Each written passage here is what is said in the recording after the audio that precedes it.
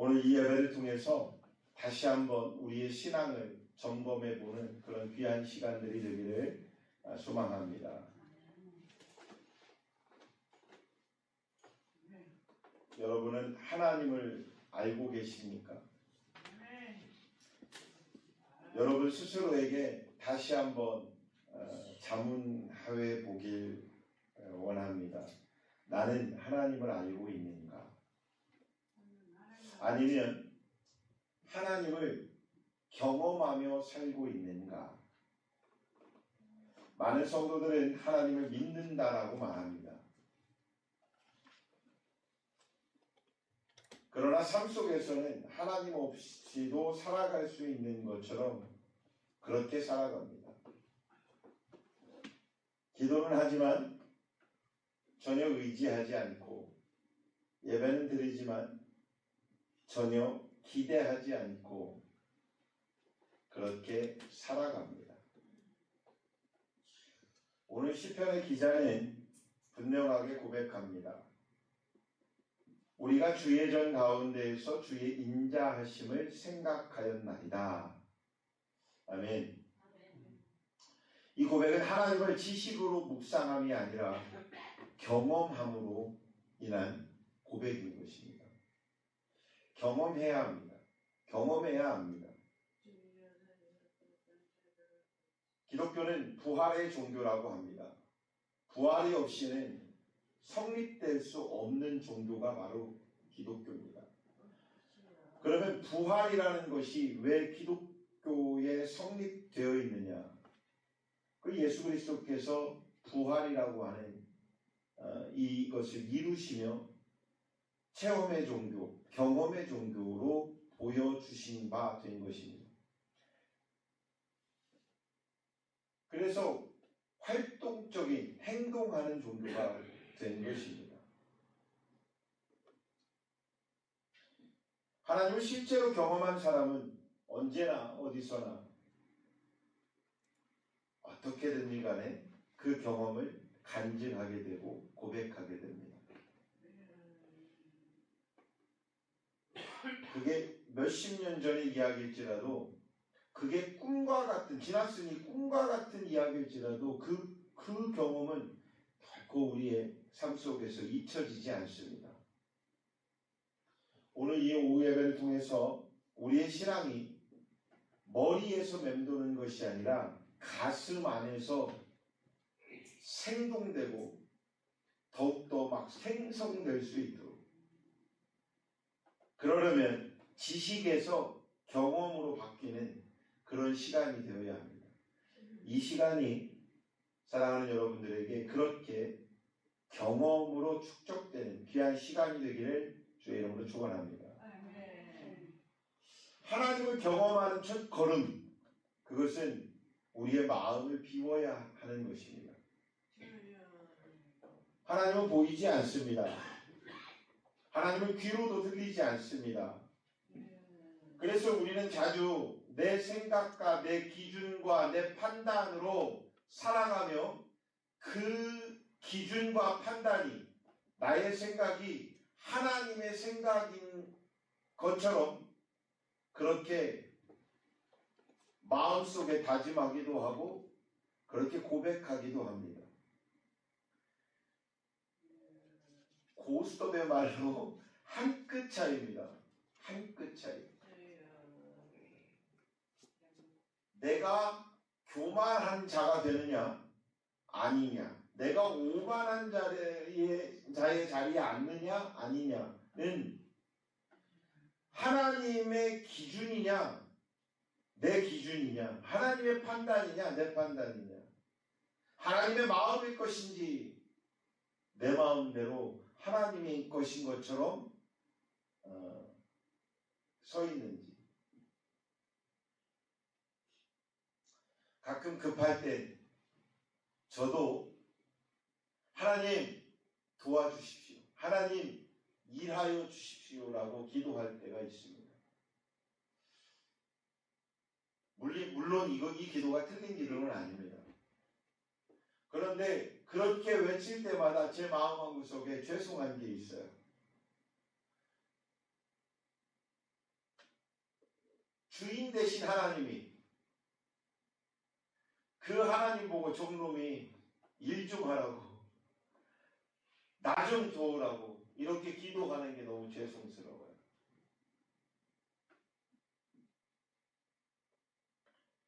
사랑하는 여러분, 하나님은 지금도 동일하게 살아계십니다. 할렐루야. 지금도 우리에게 말씀하고 계시고 지금도 우리를 위하여 예비하시는 일을 하고 계십니다. 그런데 왜 우리는 그 하나님을 만나지 못하고 경험하지 못할까요? 그 이유는 우리 마음이 너무나도 세상 것을, 나의 것을 가득 채워 놓았기 때문입니다. 걱정으로 가득 차 있고 욕심으로 가득 차 있고 내 생각으로 가득 차 있고 내 이념적으로 가득 차 있고 내 사상적으로 가득 차 있고 내가 내 사랑으로 가득 차 있고 그래서 하나님의 마음이 전혀 전달되지 못하는 것 같아요. 하나님의 음성이 우리의 중심 안에 강건적으로 들려오지 않는 것 같습니다. 하나님을 경험하려면 가장 먼저 해야 할 것은 그것은 내 생각을 언제나 내려놓아야 합니다.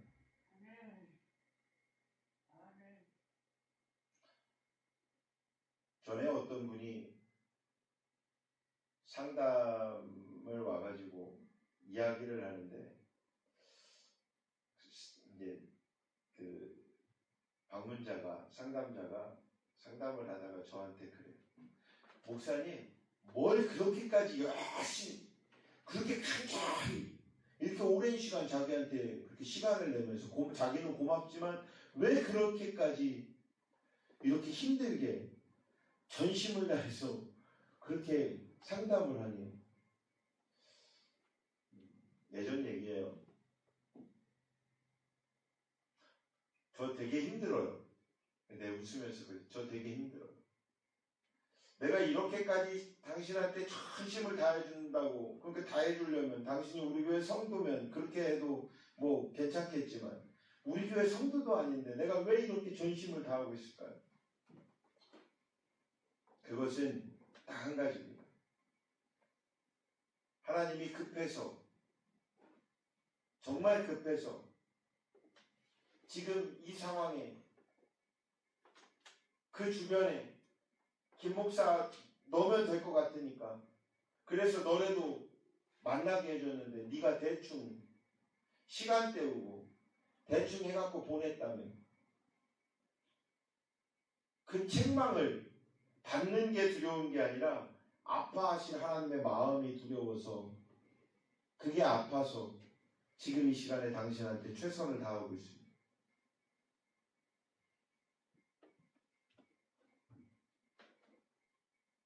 내가 이렇게 당신한테 최선을 다하는 것처럼 당신도 그 최선을 다하여 하나님을 만나길 간절히 소망합니다. 근데 그 중에서는 만나는 분도 있지만 대다수는 자기 머리로 이익을 계산하려고 이걸 하고 있는 사람들도 있더라고요.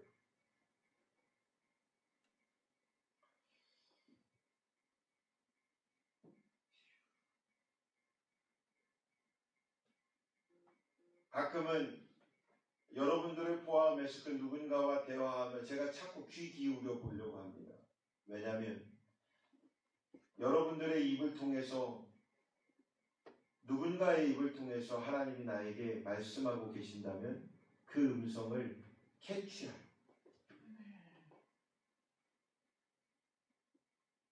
오늘 본문 9절 말씀은 주의 인자하심을 생각하였다라고 말씀합니다. 이 말씀의 생각은 하나님께서 마음을 집중하고 있다라는 것이죠. 어느 날 어떤 한 사람이 지혜로운 스승을 찾아갔답니다. 찾아가서 스승님, 제가 진리를 배우고 싶습니다 라고 말을 합니다. 그때 그 스승은 차를 따르기 시작했습니다. 차 한 잔을 따라주는데 잔이 가득 찼는데도 계속 부었답니다. 차가 넘쳐 흐르고 막 이게 막 물줄기가 막 흘러가니까 제자가 말합니다. 스승님, 이제 넘쳤습니다. 막 이게 흘러갑니다. 멈춰야 합니다. 그때 스승이 말합니다. 네 마음이 이 잔과도 같다. 비우지 않으면 아무것도 담을 수 없다. 하나님의 은혜가 채워지면 우리의 마음밭으로 넘쳐 흐를 수 있습니다. 그러려고 한다면 우리의 먼저 채워있던 그것이 비워지고 흘러 넘쳐 버려야 합니다. 사랑하는 성도 여러분, 하나님을 경험하려면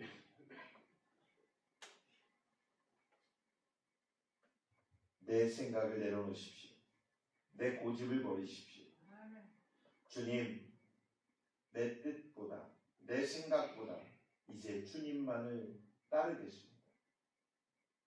이런 늘 삶의 고백이 일어나는 사랑하는 성도들이 되시길 주의 이름으로 축원합니다. 이 고백이 시작될 때 하나님은 우리 삶 가운데 깊이 들어오실 줄 믿으시기 바랍니다. 두 번째는 하나님을 경험하는 기준은 오직 말씀뿐인 것입니다. 본문 10절은 말씀합니다.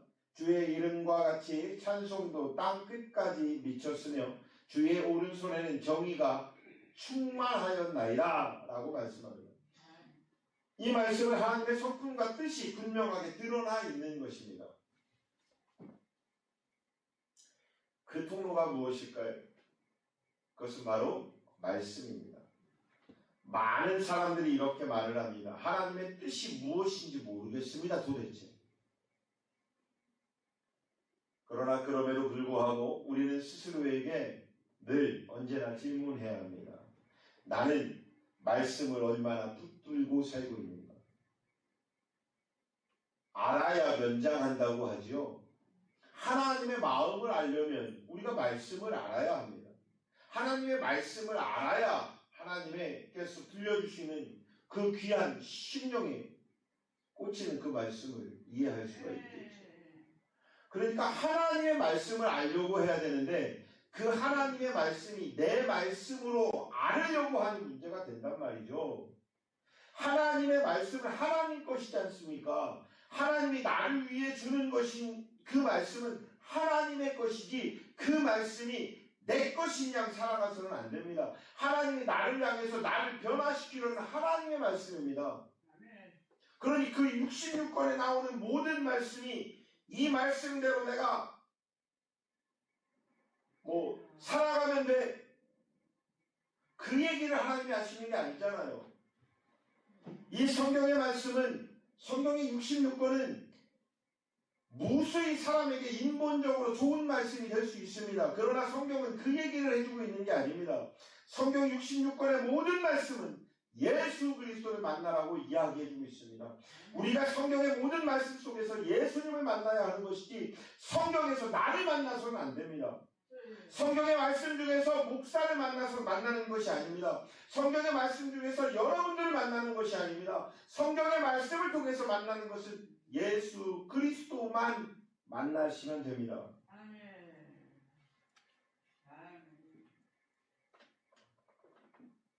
그렇기 때문에 우리가 말씀을 얼마나 아는 것은 이 말씀 속에서 예수님을 내가 지금 만나고 있느냐라는 것입니다.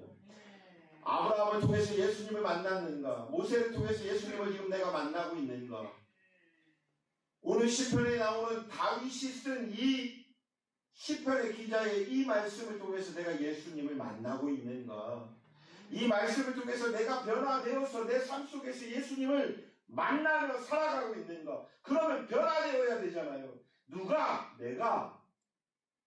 근데 나는 변화되지 않으면서 하나님 일하셔서 내가 변화되게 하옵소서. 내 주변 상황이 변화되게 하옵소서. 나는 가만히 있겠사오니 주님 일하시고 주님이 갔다가 먹이시고 주님이 갔다 재우시고 주님 일하시옵소서. 아주 멋들어진 기도 같지요? 아닙니다. 주님의 영광을 위하여 내가 한 걸음 나아갑니다. 주님, 내가 이것을 내 이 마음을 이것을 정리하고 이 마음을 통하여 주님을 찬양하겠나이다. 내 삶을 과감히 나를 위한 것을 포기하고 주님을 향하여 내가 걸어가겠나이다. 그때 주님은 하나님은 그때 내가 너를 위하여 너의 인생에 축복하노라. 내가 너를 위하여 살펴노라. 내가 너를 위하여 예비하였노라 라고 하시며 예비하신 그 길을 우리에게 보이시는 것입니다.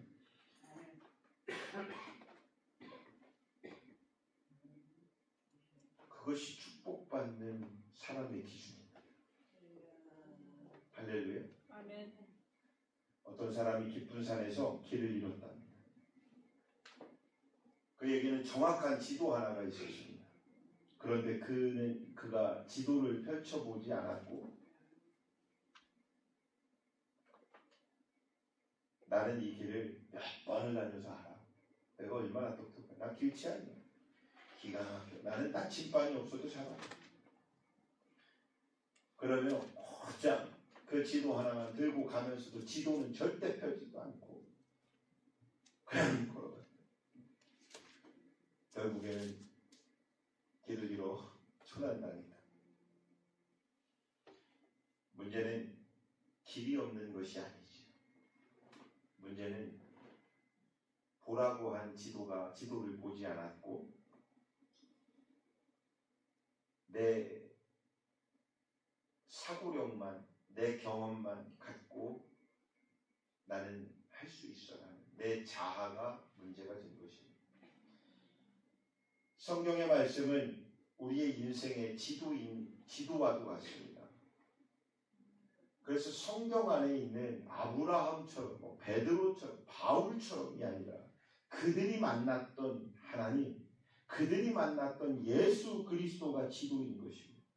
그래서 예수님을 만나고 예수님과 가야 돼요. 그런데 이 시대는 어떤 시대냐? 성령 시대입니다. 삼위일체의 하나님, 성부, 성자, 성령 하나님의 시대입니다. 누구를 통해서? 예수 그리스도를 통해서. 성령 하나님을 예수께서 보내셨기에 성령 하나님의 그 일하심을 통하여 우리는 예수님을 계속되게 만나고 가야 합니다. 그래서 성령을 부르짖어야 합니다. 말씀은 크신 하나님의 음성과도 같습니다. 말씀 없이 하나님의 뜻을 찾는다는 것은 불가능한 일입니다. 그래서 우리는 이 말씀을 통해서 내가 갈 길을 모를 때 이 말씀을 통해서 말씀에 있는 문구를 통하여 가는 것이 아니라 말씀에 있는 문구 속에서 예수를 만나고 그 예수님을 붙잡고 가는 것입니다. 성경의 말씀을 붙잡고 간다는 게 여기 있는 단어, 문장을 잡고 가자라는 게 아닙니다. 이 말씀이 살아계신 하나님의 말씀이라는 것은 살아계신 예수 그리스도를 향하여 계속되게 주어지고 있는 말씀이기 때문에 그 말씀이 살아 생동하는 것입니다. 그러면 우리는 이 성경책 한 권을 붙잡고 가면 인생에 승리할 수 있다면 오늘부터 저는 여러분에게 설교할 게 따로 없습니다. 여러분 365일 24시간 동안 이 성경책 가슴에서 떨어뜨리지 마십시오. 잠잘 때도 머리에다 삐고 자시면 됩니다. 이 말만 해주면 끝납니다. 그죠? 그런데 왜 그렇게 주구장창 이 말씀 속에서 풀어서 예수님을 만나게 하려고 애쓰고 있느냐? 이 말씀은 예수님을 향하여 모든 표대가 세워지고 있었고요. 그 예수님이 우리에게 약속하신 게 있습니다. 이제는 내가 너희에게 선물로 보혜사 성령을 주겠다고. 그래서 그 성령을 보냈다고. 그 보낸 그 성령이 오순절 마가다락방에 임하시며 그 성령이 지금까지도 일하고 계십니다. 우리를 돕고 계십니다. 이유는 그 돕는 일들이 예수님을 더 확실하게 만나기 위함이고 그 성령 하나님을 통해서 하나님의 영광을 만들어 가기 위함입니다. 누구를 통해서? 우리를 통해서. 할렐루야. 그렇기 때문에 말씀을 가까이 해야 됩니다. 말씀을 듣고 보고 읽으시길 주의 이름으로 축원합니다. 그러므로 인하여 오직 말씀을 붙드시길 주의 이름으로 축원합니다. 그때 하나님이 보이기 시작하는 것입니다. 세 번째는 하나님을 경험하는 깊이라는 것은 기도와 기다리는 것입니다. 오늘 본문은 시온을 돌며 자세히 살펴보라고 말하고 있습니다. 이것은 관찰하라는 것이 아닙니다. 깊이 경험하라는 것입니다. 그러나 우리는 기다리지 못합니다. 참을성이 좀 부족하지요. 기도하고 바로 응답이 없으면 이 기도는 아닌가벼, 이 상황은 아닌가 봐 하고 포기해버리곤 합니다. 조금만 상황이 어려워지면 또 때로는 의심해버리기도 합니다. 이게 맞아? 아유, 이 시간에 오히려 내가 무엇하면 더 낫지 않아? 아유, 이 시간에 내가 수능 공부를 더 하면 좋은 대학 갈 건데, 아유, 이 시간에 뭘 교회를 가? 그러다 보니 요즘 고등학생이 되면 교회를 안 다니는 시즌으로 모두가 그렇게 좀 이해하고 인정해 준다고 합니다. 저는 동의하지는 못합니다. 그 시간에 학원 가 있고 그 시간에 교회 와서 하나님 앞에 주권자이신 하나님 앞에 내 지혜와 지식을 명철을 더 깨워달라고 하는 것이 더 옳은 것 같습니다. 예전에 어떤 간증을 제가 한번 했던 적이 있는데요. 신탄진에 예전이에요. 신탄진에 지금은 이렇게 평준화가 돼서 그렇게 그 학교들이 좀 이렇게 못한 학교가 지금은 아니겠지만 예전에는 좀 그랬어요. 근데 한 청년, 그러니까 한 학생이 그쪽 동네에 살고 있었어요. 신탄진 어느 쪽 그 동네에 살고 있는데 대전까지 학교를 가고 싶은데 여러 가지 형편이나 사정이 있어서 도저히 거기까지는 가지 못하는 거예요. 그래서 그 학교를 어쩔 수 없이 들어갑니다. 참 신실했어요. 그런데 공부를 곧잘 했어요. 그러니까 주변에나 그 학교 선생님이나 중학교 때 선생님이나 야, 너는 네 꿈이 검사라며. 그러면 너가 검사가 되려면 시내로 학교를 가야 해. 그러니 시내로 나가는 게 맞아. 왜 여기를 자꾸 가려고 그래? 왜 여기로 왔어?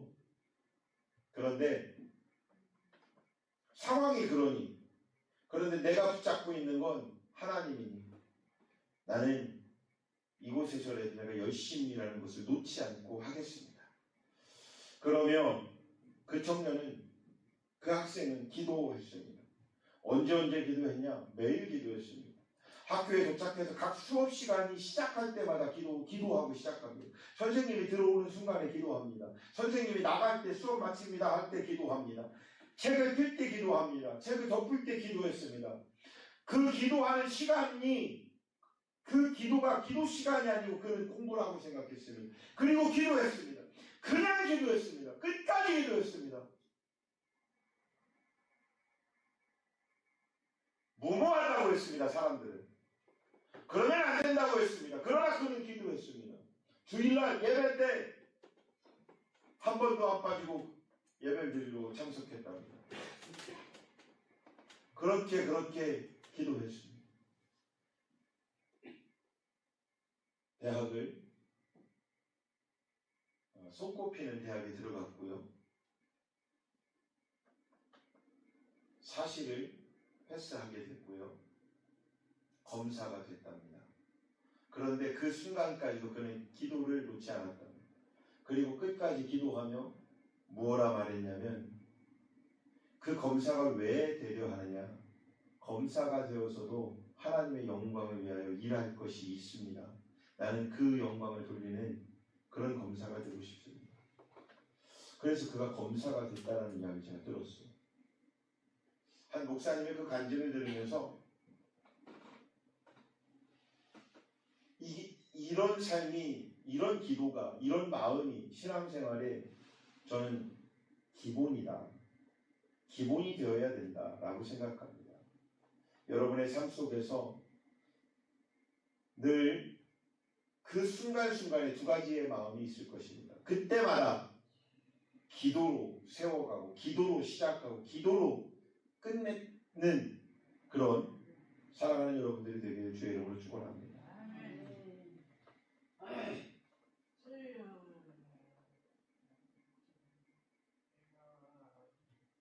한 농부가 씨를 심었답니다. 그런데 다음날 씨가 잘 자라고 있는지 궁금해서 땅을 파고 왔답니다. 근데 이게 땅을 보니까 땅이 이렇게 안 자라니까 그래도 이게 씨가 열매가 좀 잘 자라나 해서 이렇게 땅을 파봤대요. 근데 그대로더래요. 그래서 이제 다음날 또 가서 물도 주고 그러면 또 궁금해갖고 땅을 또 파봤대요. 씨가 자랐을까요? 안 자라지요. 씨가 죽었습니다. 이유는 간단하지요. 농부가 기다리지 못했기 때문입니다. 여러분은 여러분의 삶에 얼마만큼의 농부로서의 기다림을 가지고 계십니까? 기도는 결과를 빨리 얻어내는 그런 방법이 아닙니다. 기도는 기도한다라는 것은 하나님의 시간에 나를 맞추어 가는 시간인 것입니다. 그런 방법인 것입니다. 그래서 기도를 통하여 하나님을 만나고 교제하고 하나님의 때를 맞추어가는 나의 생동하는 작업인 줄로 믿습니다. 예수님께서도 겟세마네에서 기도하셨습니다. 그러시면서 내 원대로 마옵시고 아버지의 뜻대로 하옵소서라고 기도하십니다. 이 기도가 하나님을 경험하는 진정한 기도인 그런 메시지가 되는 것입니다.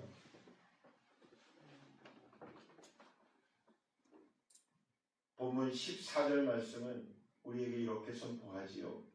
이 하나님은 영원히 우리 하나님이시니 그가 우리를 죽을 때까지 인도하시리로다.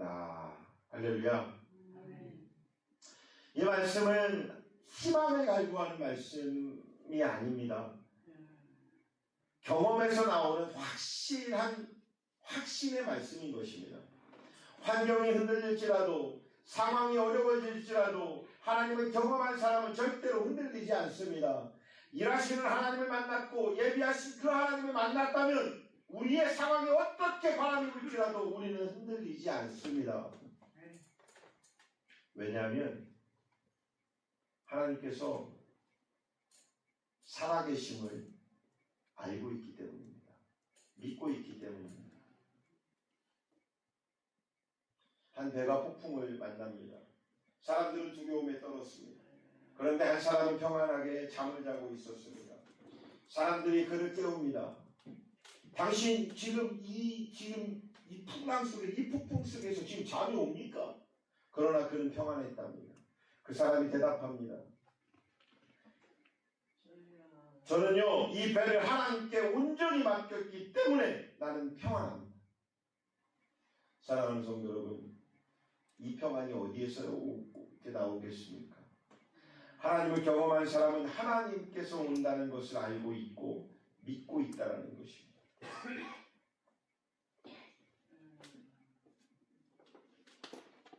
말씀의 경험, 하나님의 경험은 예수 그리스도를 만날 때에 우리의 삶에서 완성되고 성취되는 것입니다.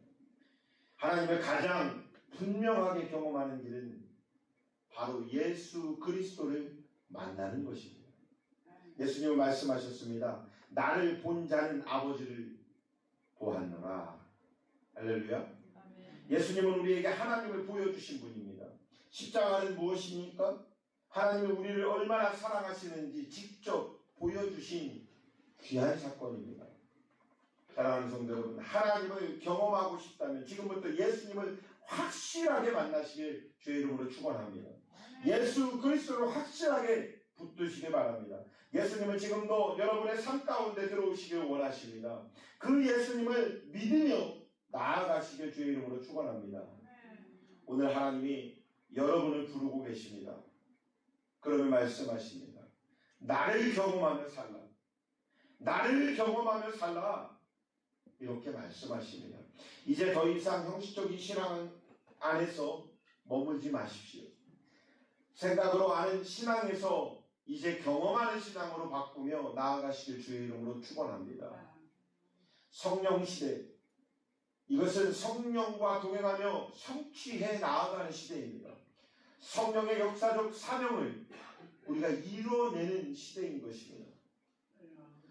성령의 능력이 여러분의 능력이 될 것입니다. 성령의 열매가 여러분의 삶 속에서 열매 맺는 귀한 일이 일어날 것입니다. 성령의 은사가 여러분의 삶 속에서 이적과 표적을 이뤄낼 수 있는 귀한 사건이 될 것입니다. 이 시간 결단하시기 바랍니다. 따라합니다. 주님, 이제는 내 방식이 아니라 주님의 뜻대로 살겠습니다. 말한 대로 실천하십시오. 그리고 기억하십시오. 여러분을 끝까지 사랑하시고 여러분의 인생을 책임지시는 그분, 바로 예수 그리스도라는 것을 잊지 마시길 주의 이름으로 축원합니다. 십자가에서 여러분을 위해 생명을 내어주신 그분, 단 한 분, 예수 그리스도. 그 예수님을 완전히 붙들며 믿음으로 승리하며 나아가시길 주의 이름으로 축원합니다. 그럴 때 여러분의 인생이 분명히 달라지게 됩니다. 마지막으로 이렇게 고백합니다. 하나님이 나를 여기까지 인도해 주셨습니다. 매일 이 기도를 하나님 앞에 고백하는 사랑하는 성도들이 되시기 바랍니다. 이 고백이 여러분의 인생의 고백이 되기를 주님의 이름으로 축원합니다. 기도하겠습니다.